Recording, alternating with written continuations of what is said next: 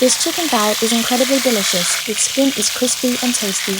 Today, I bought 2 fresh chicken thighs at the market. After removing the bones from the chicken thighs, add ginger, green onions, rice wine, light soy sauce, oyster sauce, salt, and ground pepper. Mix well and marinate for at least 30 minutes.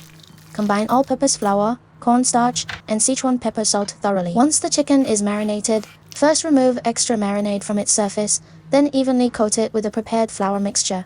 Add enough oil to a pan to cover the bottom. Heat the oil to 180 degrees Celsius. Place the chicken thighs in the pan with the skin side down and fry over medium-low heat until one side turns golden brown. Then flip it over. Fry each side for about 6 minutes, turning the chicken frequently to prevent burning. Continue frying until the skin becomes golden, crispy, and sizzling with oil. Then it's ready to serve.